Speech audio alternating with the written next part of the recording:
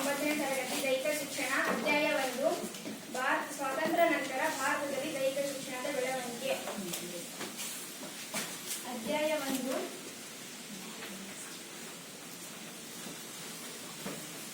ಸ್ವಾತಂತ್ರ್ಯ ನಂತರ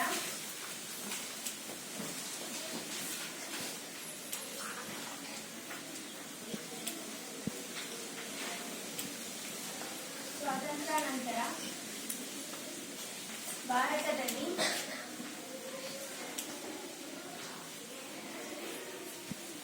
ದೈಹಿಕ ಶಿಕ್ಷಣದ ಬೆಳವಣಿಗೆ.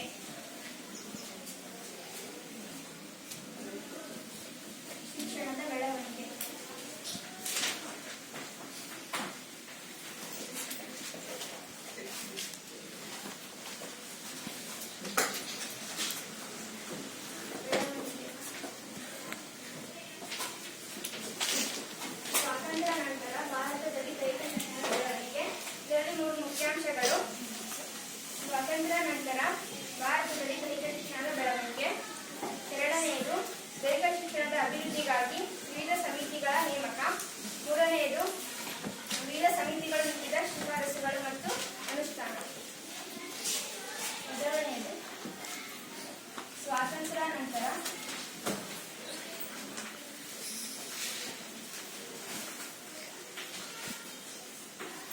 ಭಾರತದಲ್ಲಿ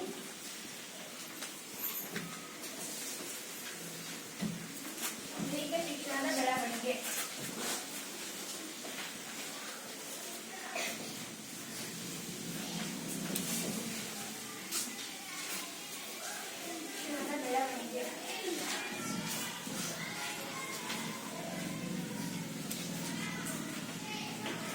ಎರಡನೇದು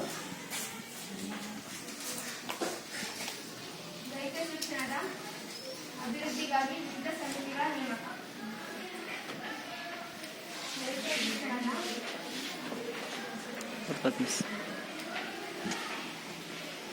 ಅಭಿವೃದ್ಧಿಗಾಗಿ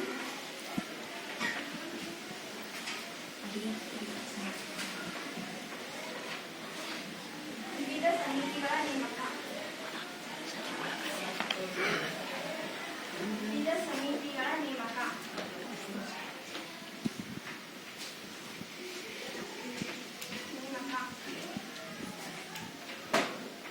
ಮೂರನೇದು ವಿವಿಧ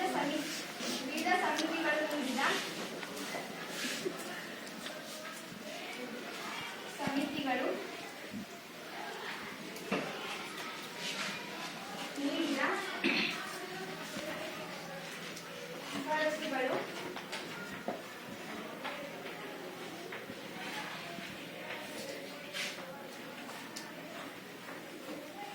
ಮತ್ತು ಅನುಷ್ಠಾನ.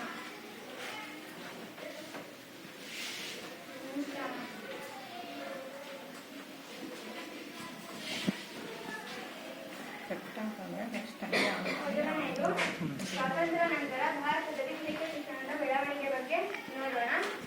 ದೈಹಿಕ ಶಿಕ್ಷಣವು ಭಾರತದಲ್ಲಿ ತನ್ನದೇ ಆದ ಇತಿಹಾಸವನ್ನು ಹೊಂದಿದೆ ಹಾಗೂ ಸ್ವಾತಂತ್ರ್ಯ ನಂತರ ಬಂದಂತಹ ಹಿನ್ನೆಲೆಯನ್ನು ಹಾಗೂ ದೈಹಿಕ ಶಿಕ್ಷಣದ ಪ್ರಾಮುಖ್ಯತೆಯ ಬೆಳವಣಿಗೆಯ ಬಗ್ಗೆ ತಿಳಿದುಕೊಳ್ಳೋಣ. ಸ್ವಾತಂತ್ರ್ಯ ಪೂರ್ವದಲ್ಲಿ ಲಾರ್ಡ್ ಮೆಕಾಲೆಯವರು 1857ರ ಹೊತ್ತಿಗೆ ವಿಶೇಷವಾಗಿ ಮಿಷನರಿ ಶಾಲೆಗಳನ್ನು ಪ್ರಾರಂಭ ಮಾಡಿದರು.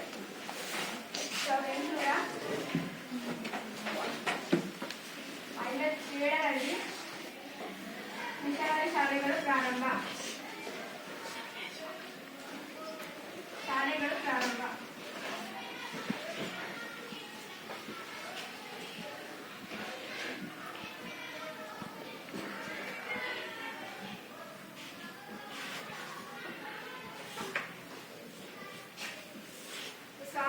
ಇದರ ಕ್ರಮೇಣವಾಗಿ 1857ರಲ್ಲಿ ಮಿಷನರಿ ಶಾಲೆಗಳನ್ನು ಪ್ರಾರಂಭ ಮಾಡಿದರು. ಇದರ ಕ್ರಮೇಣವಾಗಿ ದೈಹಿಕ ಚಟುವಟಿಕೆಗಳನ್ನು ಕಡೆಗಣಿಸಲಾಯಿತು. ಭಾರತೀಯ ಶಿಕ್ಷಣ ಪದ್ಧತಿಯು ಪಾಶ್ಚಿಮಾತ್ಯಕರಣವಾಯಿತು. ಸ್ವಾತಂತ್ರ್ಯ ನಂತರದಲ್ಲಿ 1948ರಲ್ಲಿ ಕೇಂದ್ರ ಸರ್ಕಾರವು ಮಾಧ್ಯಮಿಕ ಶಾಲೆಗಳಲ್ಲಿ ದೈಹಿಕ ಶಿಕ್ಷಣದ ಸ್ಥಿತಿಗತಿಗಳನ್ನು ಉತ್ತಮಗೊಳಿಸಲು ತಾರಾಚಂದ್ ಸಮಿತಿಯನ್ನ ನೇಮಕ ಮಾಡಿತು. ದೈಹಿಕ 8ರಲ್ಲಿ ತಾರಾರ್ಜುನ ಸಮಿತಿ ನೇಮಕ.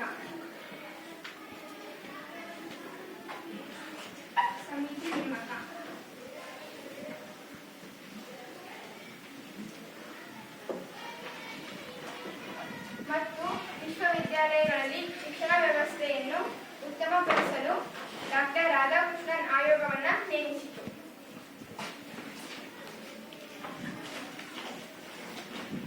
ಶಿಕ್ಷಣ ವ್ಯವಸ್ಥೆಯನ್ನು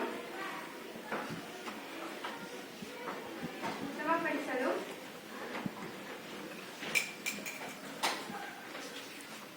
ಡಾಕ್ಟರ್ ರಾಧಾಕೃಷ್ಣನ್ ಆಯೋಗ.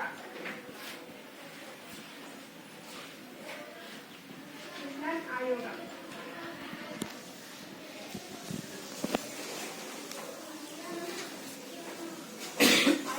ನೇಮಕ.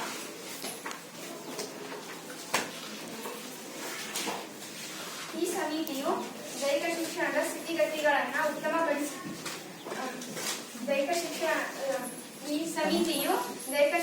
ಶಿಕ್ಷಣದ ಪದವಿ ನೀಡಲು ಕೇಂದ್ರೀಯ ಕಾಲೇಜುಗಳನ್ನು ಸ್ಥಾಪಿಸುವುದು ಮತ್ತು ದೈಹಿಕ ಶಿಕ್ಷಣ ಶಿಕ್ಷಕರ ತರಬೇತಿ ಹಾಗೂ ಕ್ರೀಡಾ ತರಬೇತಿ ಮತ್ತು ಮನೋಲ್ಲಾಸಕ್ಕಾಗಿ ಬೇಕಾದ ಸಾಹಿತ್ಯವನ್ನು ಪ್ರಕಟಣೆ ಮಾಡುವುದು. ಮೌಲ್ಯಮಾಪನ ಮತ್ತು ಮದ್ರಾಸ್, ಮುಂಬೈ, ಪಶ್ಚಿಮ ಬಂಗಾಳದಂತಹ ಮಾದರಿಯ ವ್ಯವಸ್ಥೆಯಲ್ಲಿ ವ್ಯಾಯಾಮ ಶಾಲೆ, ಕ್ರೀಡಾ ಕ್ಲಬ್ಗಳನ್ನು ಸ್ಥಾಪಿಸುವುದು. ಡಾಕ್ಟರ್ ರಾಧಾಕೃಷ್ಣನ್ ಆಯೋಗವು ಮತ್ತು ತಾರಾರ್ಜುನ ಸಮಿತಿಯನ್ನು ಶಿಫಾರಸುಗಳನ್ನು ಅನುಮೋದಿಸುವುದರೊಂದಿಗೆ ಕಾಲೇಜುಗಳಲ್ಲಿ ಕನಿಷ್ಠ 2 ವರ್ಷಗಳ ದೈಹಿಕ ಶಿಕ್ಷಣವಿರಬೇಕೆಂದು ಶಿಫಾರಸು ಮಾಡಿದೆ. ಕಾಲೇಜುಗಳಲ್ಲಿ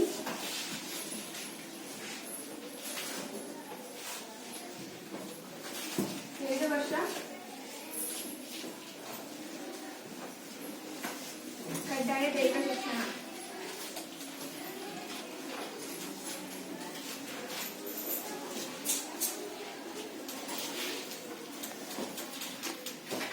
ದೈಹಿಕ ಶಿಕ್ಷಣ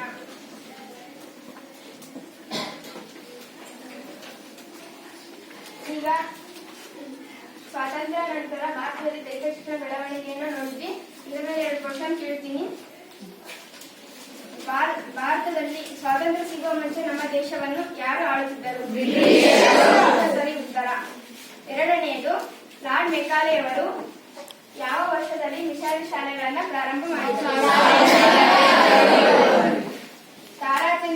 3ನೇದು, ನಾನು ಇವಾಗ ಯಾರು ಕೇಳ್ತೀನೋ ಅವ್ರು ಹೇಳ್ತೀನಿ. ತಾರಾರ್ಜುನ ಸಮಿತಿಯನ್ನು ಯಾವಾಗ ನೇಮಕ ಮಾಡಲಾಯಿತು? ರಾಹುಲ.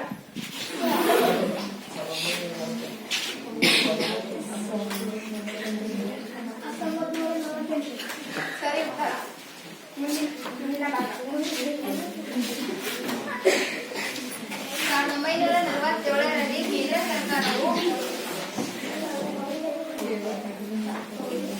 1947ರಲ್ಲಿ ಕೇಂದ್ರ ಸರ್ಕಾರವು central advisory board for physical education ಮತ್ತು ರಿಕ್ರಿಯೇಷನ್ ಅನ್ನು ವರದಿ ಮಾಡಿತು.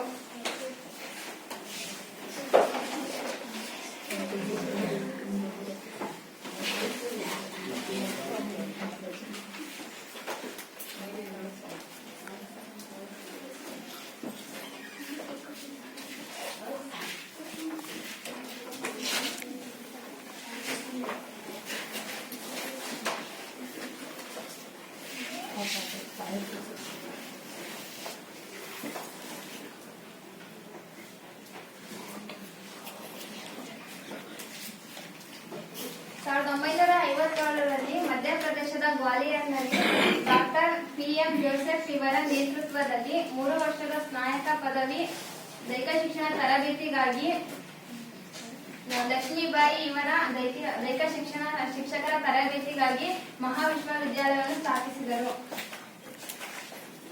1957ರಲ್ಲಿ ಡಾಕ್ಟರ್ PM ಜೋಸೆಫ್ ಇವರ ನೇತೃತ್ವದಲ್ಲಿ 3 ವರ್ಷದ ಸ್ನಾತಕ ಪದವಿಯನ್ನು ನೀಡಿದ್ದರು. ಅದೇ ನಂತರ ಲಕ್ಷ್ಮೀಬಾಯಿ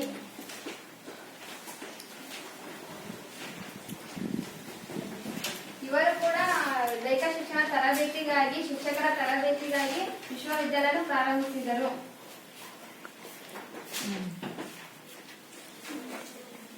ಎಲ್ಲ ರಾಜ್ಯಗಳಲ್ಲಿ ಕೂಡ ದೈಹಿಕ ಶಿಕ್ಷಣ ಶಿಕ್ಷಕರ ತರಬೇತಿಯನ್ನು ಪ್ರಾರಂಭಿಸಿದರು.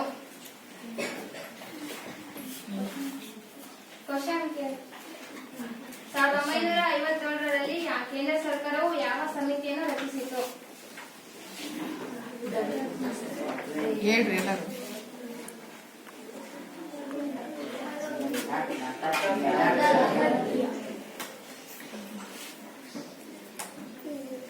ಡಾಕ್ಟರ್ ಜೋಸೆಫ್ ಇವರ ನೇತೃತ್ವದಲ್ಲಿ ರಚಿಸಿದರು.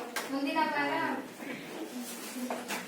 ರಾಷ್ಟ್ರದ ಎಲ್ಲಾ ಶಾಲೆಗಳಲ್ಲಿ ಕಡ್ಡಾಯವಾದ ದೈಹಿಕ ಶಿಕ್ಷಣದ ಪರಿಹಾರ ಪಾಠ್ಯಕ್ರಮವಾಯಿತು. ಅದಾದ ನಂತರ ಈ ಸಮಿತಿಯನ್ನು ಶಿಫಾರಸಿನ ಮೇರೆಗೆ ಪಾಠ್ಯಕ್ರಮವನ್ನು ಪುನಃ ರೂಪಿಸಲಾಯಿತು. 1959ರಲ್ಲಿ ಶ್ರೀ ಉದಯನಾಥ ಕುಂದು ಸಮಿತಿಯನ್ನು ನೇಮಿಸಲಾಯಿತು.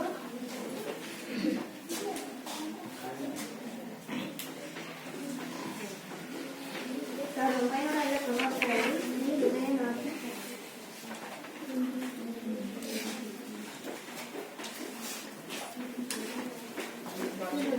ಕುಂದು ಸಮಿತಿಯನ್ನು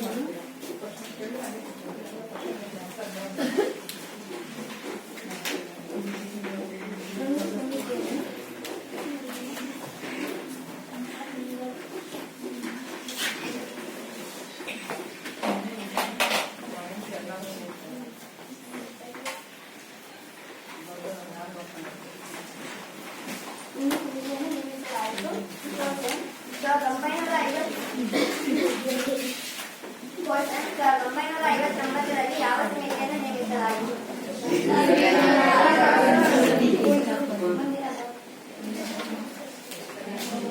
1967ರಲ್ಲಿ ದೇಶದಲ್ಲಿಯ ದೈಹಿಕ ಶಿಕ್ಷಣ ಮತ್ತು ಕ್ರೀಡೆಗಳಲ್ಲಿ ಸಮನ್ವಯತೆಯನ್ನು ತರುವುದಕ್ಕಾಗಿ ಡಾಕ್ಟರ್ ದೇಶ್ಮುಖ್ ಇವರ ಅಧ್ಯಕ್ಷತೆಯಲ್ಲಿ ಸಮಿತಿಯೊಂದನ್ನು ನೇಮಿಸಲಾಯಿತು. 1967ರಲ್ಲಿ ಡಾಕ್ಟರ್ ದೇಶ್ಮುಖ್ ಇವರ ಅಧ್ಯಕ್ಷತೆಯಲ್ಲಿ ಸಮಿತಿಯೊಂದನ್ನು ನೇಮಿಸಲಾಯಿತು. ಈ ಸಮಿತಿಯು ಎಲ್ಲ ಶಾಲಾ ಕಾಲೇಜುಗಳಲ್ಲಿ ಮತ್ತು ವಿಶ್ವವಿದ್ಯಾಲಯಗಳಲ್ಲಿ ದೈಹಿಕ ಶಿಕ್ಷಣಕ್ಕೆ ಆದ್ಯತೆ ಕೊಟ್ಟಿತು.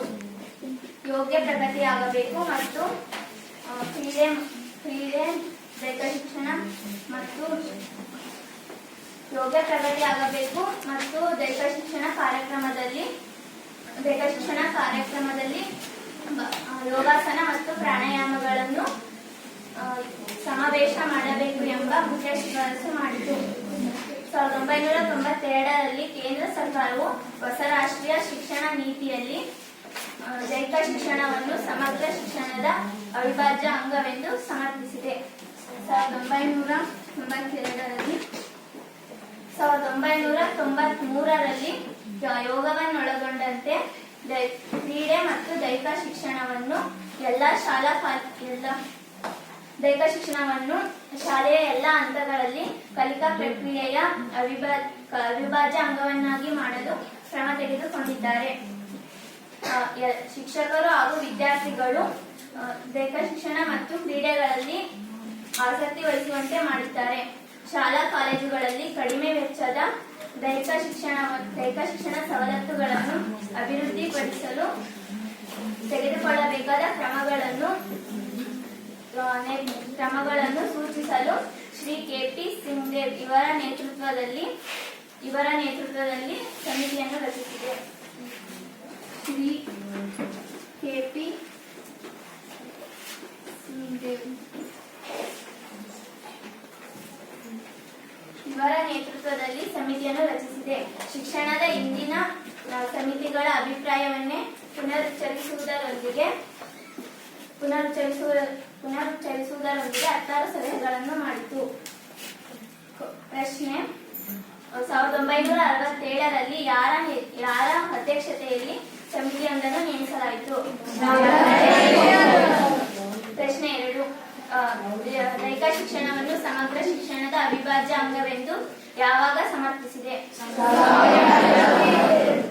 ಪ್ರಶ್ನೆ 3: ಕಡಿಮೆ ವೆಚ್ಚದ ದೈಹಿಕ ಶಿಕ್ಷಣ ಸವಲತ್ತುಗಳನ್ನು ಅಭಿವೃದ್ಧಿಪಡಿಸಲು ತೆಗೆದುಕೊಳ್ಳಬೇಕಾದ ಕ್ರಮಗಳನ್ನು ಯಾರ ನೇತೃತ್ವದಲ್ಲಿ ಸಮಿತಿಯನ್ನು ರಚಿಸಿದ್ದಾರೆ? ಮುಂದಿನ ಭಾಗ.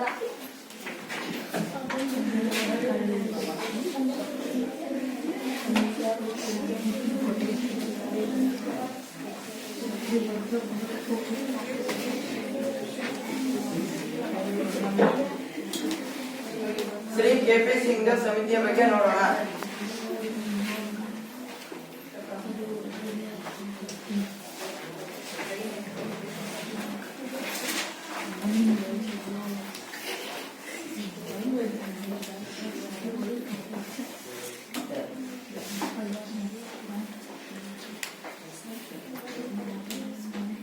ಶ್ರೀ ಕೆಪಿ ಸಿಂಗ್ ಸಮಿತಿ ಒಂದನೇದಾಗಿ ಎಲ್ಲಾ ವಿದ್ಯಾರ್ಥಿ ಮತ್ತು ಶಿಕ್ಷಕರನ್ನು ಕಡ್ಡಾಯವಾಗಿ ದೈಹಿಕ ದಾಢ್ಯದ ಪರೀಕ್ಷೆಗಳಿಗೆ ಒಳಪಡಿಸಬೇಕು ಮತ್ತು ಎಲ್ಲರೂ ಅವುಗಳಲ್ಲಿ ಕಡ್ಡಾಯವಾಗಿ ಪಾಸ್ ಆಗಬೇಕು.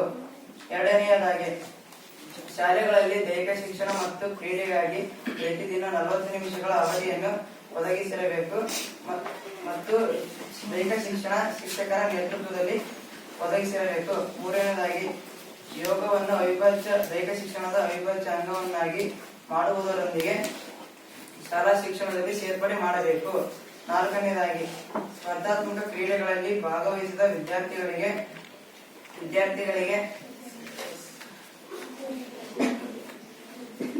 ರಚನೆಯನ್ನು ಪರ್ಯಾಯ ಪರೀಕ್ಷೆಗಳ ವ್ಯವಸ್ಥೆ ಮಾಡಬೇಕು. ಐದನೇದಾಗಿ ಸ್ಪರ್ಧಾತ್ಮಕ ಕ್ರೀಡೆಗಳಲ್ಲಿ ಭಾಗವಹಿಸಿದ ಕ್ರೀಡಾಪಟುಗಳಿಗೆ ಉನ್ನತ ಶಿಕ್ಷಣ ಮತ್ತು ಉದ್ಯೋಗಗಳ ಅವಕಾಶ ಒದಗಿಸಿಕೊಡಬೇಕು. ಮುಂದಿನ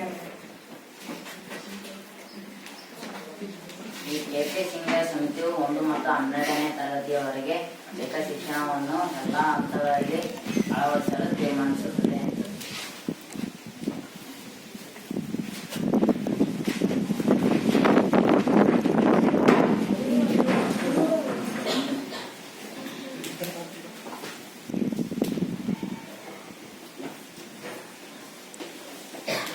ನಂತರ ಮಾನ್ಯ ಶ್ರೀ ಬಿ.ಎಸ್. ಹೊರಟ್ಟಿ ಅವರ ಅಧ್ಯಕ್ಷತೆಯಲ್ಲಿ ಶ್ರೀ ಬಿ.ಎಸ್. ಎಂ.ಐ. ಸಮಿತಿಯ ಶಿಫಾರಸುಗಳನ್ನು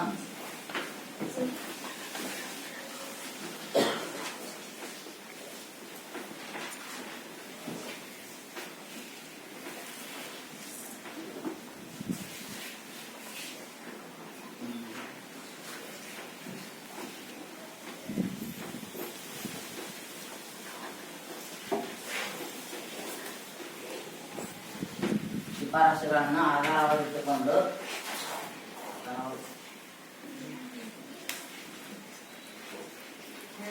ಎಲ್ಲ ಶೈಕ್ಷಣಿಕ ಭಾಗಗಳಿಗೆ ತೆರಳಿ ಎಲ್ಲ ಶಾಲಾ ಕಾಲೇಜುಗಳಲ್ಲಿ ಕಡ್ಡಾಯವಾಗಿ ದೈಹಿಕ ಶಿಕ್ಷಣವನ್ನು ಅಳವಡಿಸಬೇಕೆಂದು ತೀರ್ಮಾನಿಸುತ್ತದೆ. ನಂತರ ಮಾನ್ಯ ಶ್ರೀ ಸಾರ್ವಜನಿಕ ಶಿಕ್ಷಣ ಇಲಾಖೆಯ ಸಚಿವರಾದ ಶ್ರೀ ಬಸವರಾಜ ಹೊರಟ್ಟಿ ಅವರ ಅಧ್ಯಕ್ಷತೆಯಲ್ಲಿ 2006ರಂದು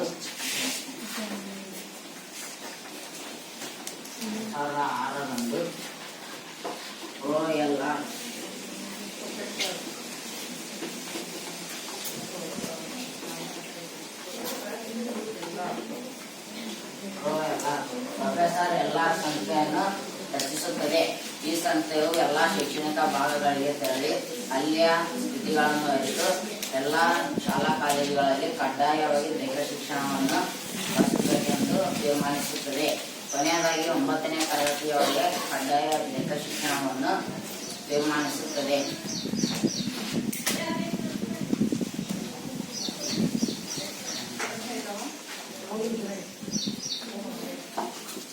ಇಲ್ಲಿಯವರೆಗೆ ತಾರಾಚಂದ್ ಸಮಿತಿ ಮತ್ತು ಡಾಕ್ಟರ್ ರಾಧಾಕೃಷ್ಣನ್ ಸಮಿತಿ ಹಾಗೂ ಮಿಶ್ರಾರ್ಥಕ ಉದ್ಭವವಾದ ಸಮಸ್ಯೆ ಶ್ರೀ ಉದಯನಾಥ ಕುಂದು ಸಮಿತಿ ಇವೆಲ್ಲರ ಬಗ್ಗೆ ತಿಳಿದುಕೊಂಡ್ವಿ. ಈ ಚಟುವಟಿಕೆಯನ್ನು ಇಲ್ಲಿಗೆ ಮುಕ್ತಾಯಗೊಳಿಸೋಣ. ಧನ್ಯವಾದಗಳು.